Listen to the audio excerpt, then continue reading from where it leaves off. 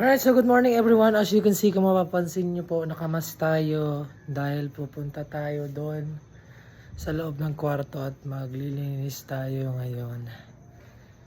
Ito yung trapo natin. Right, kita-kita tayo dyan. So ayan, syempre, hindi na natin patatagalin pa. Kaya magpupunas na tayo ng ating ceiling fan at sinuot ko na po yung aking mask. And then umakyat na po ako para sasabihin kung mataas talaga ako. At abot na abot ko yung ceiling fan. Pero sa totoo lang, hindi ko talaga abot yan. De joke lang. Hi! Inagahan ko nga talaga gumawa para maaga ako matapos. Pero yung totoo niyan, masakit pa talaga yung mata ko kasi wala pa akong tulog. Kaya nga sabi ko sa sarili ko, magsipag na lang ako. Para may magawa naman ako sa bahay. Hindi puro higa-higa lang at upo-upo. Ayan. At syempre, nung natapos ko na yung isang kwarto, dito naman ako sa kabila para matapos ko na rin to at makakapag-start na akong mag-map mamaya. Sabi ko nga sa sarili ko, gagawin ko na ng paraan, kaya ginawa ko, nag-timelapse ako, kaya tignan nyo, inabot ko pa. Ibig sabihin nun, dedikasyon nyo na mataas talaga ako, ha? Alam nyo guys, grabe talaga guys yung yabok guys, di talaga mababangbang guys, kaya ang ginagawa ko na lang guys, ginagwanta ko na lang guys. Kasi sinisipon ng aking ilong guys, kabalo naman na guys, yan naman ko guys ba. At syempre, nung natapos tayo sa ating ginagawa, bigla akong sumayaw kasi gusto ko kasi mag-dancer paglaki ko, kaya ginawa ko na lang itong dance na move na ito. Ayan oh, hoy! Hoy! Alright, so medyo madilim, so another room na naman tayo kasi natapos na natin yung natapos ko na to dito yung 2 at saka yung 3 and then 6. Hindi ko lang na-videohan kasi na-start na tayo doon.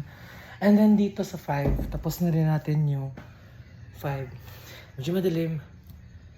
Lipat naman tayo to sa 1. Sa room 1. Shout nga pala sa aray ko. Aray! Ay! Shout nga pala sa room 1, no? Ng mga owners dito. Yung kanilang kwarto. Kunin muna natin yung chair. So ayan guys, so makikita nyo guys, mainit na yung ulo guys kasi wala pa yung kain guys. So ginawa ko, tinapik-tapik ko pa yan guys. So tinapik-tapik ko yan guys.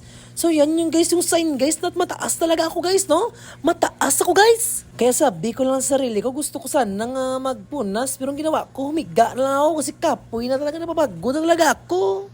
So sabi ko na lang sa sarili ko guys, nagagawin ko na lang guys, mag-timelapse na lang ako ulit. Tapos tinapik-tapik, din nag-start na kaagad ako para tapos na kaagad, makapahuwain ako. Sabi ko nga sa sarili ko, ipagpatuloy ko pa itong ginagawa ko. Sabi naman ng aking utak, ipagpatuloy na lang natin, total na simula naman. Sabi naman ng aking puso, sayo-sayo ako. Mahal na kita. So hindi ko na naman napagilan, sumayaw kasi sabi ko nga sa inyo, paglaki ko gusto ko maging dancer. Kaya sabi ko nga sarili ko, stop ko na yung gawaan dito sa kwarto. So, ang ginawa ko dito, nagsilig-silig ako, nagmap-map. So, nagbatumba-tumba ako para sabihin yung bisactress ako. Ay na, ano man kumamano problema nyo? So, sabi ko nga sarili ko, masilig-silig na lang ako para mababato na ako ng 300 kay mama mamaya. Pero kahit ganun pa man, nagpapatuloy pa rin ako sa aking pagmap para madami ako pira mamaya kasi bibigyan kasi ako. So pagkatapos na ang ginagawa, na dance-dance na naman ako. Di ba sabi ko nga sa inyo, gusto ko nga maging dancer paglaki ko. Kaya ang ginawa ko, nagdaot-saot ako dito, oh. Board na kasi yung tita niyo, kaya ginawa niya lang magsaot-saot na lang. Kaya sabi ko sarili ko, ayoko na magpatuloy. Kaya yung ginawa ko, nag-unboxing na lang ako ng aking bag na binili sa TikTok shop. Pangregalo ko lang sana ito, kaya sabi ko sarili ko, ayoko na lang gumawa. Gusto ko na lang mag-unboxing, matulog, makaon, matulog, liwat. Pero sabi ng utak ko, gagawa pa rin ako kahit sabi kong pahinga na. Kaya yung ginawa ko, nililiig ako ulit sa kwarto at nilinis ko na lahat para wala na akong problema. So kung nakita nyo sa video, grabe na ginayangayab o kung nabatsagan ko yan. Pero sabi ko nga kay mama, basi pwede ako tagaan advance payment 300 kay gusto ko na ganyan magpahuway.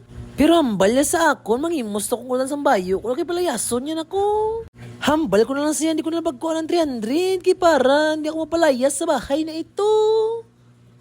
At nung natapos ko nang nilinisan yung kwarto, dito naman tayo sa hallway, mag-map-map naman tayo na piling masipag tayo. Pero paulit-ulit pa rin yung naisip yung 300 na sana ibigay lang sa akin first down payment na. Kaya sabi ko nga sarili ko, masuki na lang pala na hindi na kailangan ng 300 kasi baka mapalayas ako sa bahay na ito.